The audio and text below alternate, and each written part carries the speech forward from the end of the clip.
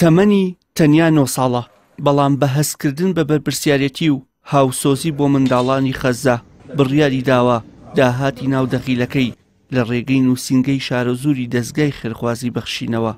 ببەخشێت.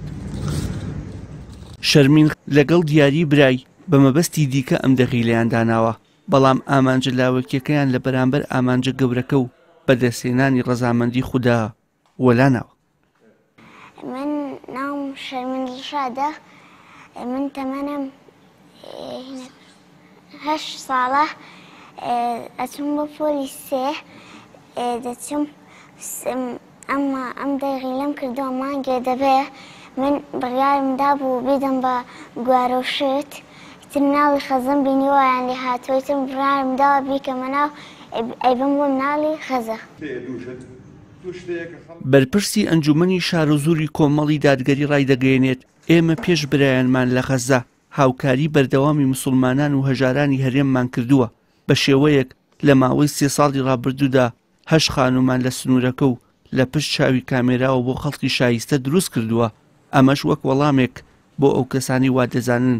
ئێمە هەژارانی ناوخۆمان لێیاد کردووە. هەر ماڵێکی بێباوک لێرە هەبێت جگە لەوەی کەوا موچێ داپەشەکەن بە سەریانە ئەوەی کەوا خانووی نەبێ یا خانووەکەی کۆن بێت ماڵێکی بێباوک بێ خانووەکەی زەوێکی بێ خانووی کۆنی هەبێ یا خانووی هەر نەبێ بەو مەرجەی کەوا بێباوک بێ ئێمە لە قەزای شارەزوورە لە 2023 تقریبا 3 ساڵە دەستمان پێ کردووە لە ڕێی خێرخوازانەوە تاکوی ئێستا 8 خانوومان دروست کردووە بەردەوامیشی. ژنێک تەلەفۆنی بۆ کردوم ئەوی مامۆستا محەممەد هەنێ پارەم هەیە هەر ئەوەم هەیە ئیسە نازانم بزانین چەندێکە ئاوا لەم عەلاگادایە پێم وتی بەس ئەوەم هەیە بیبە کۆم کردوتەوە هی جەژنانەوشتی پیاوەکەم و هی براوشتمە بزانین چەندێکە 1 و 2 و 3 و 4 ئەو چوارەیە خوانێ بڕێ ژنێک ئەوەنە غیرەتی هەبێت 100,000 بێ ئاوا بینێرێ بۆ خەزە جێی دڵخۆشیە سوپاس بۆ خی گەورە. اینجا پیاوەکەشی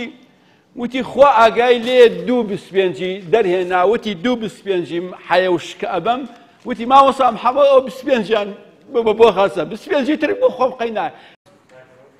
بەپێی زانیاریەکانی پەیام و نووسینگەی بەخشین جگە لە بەخشینی چەندین پارچە ئاڵتون نزیکەی 40,000 دۆلار لە چەند ڕۆژێکی کەمدا لەلایەن خێرخوازانەوە کۆکراوەتەوە. لە هەفتەی پێشوە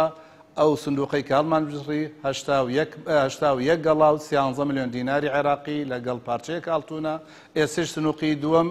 ئەوە لەگەڵ ڕێگەی لیژنەیەک و خەریکین هەڵێ بچڕین و ئەویش ئینشاڵڵا گەربەقە و نەبێ کەمتر نییە.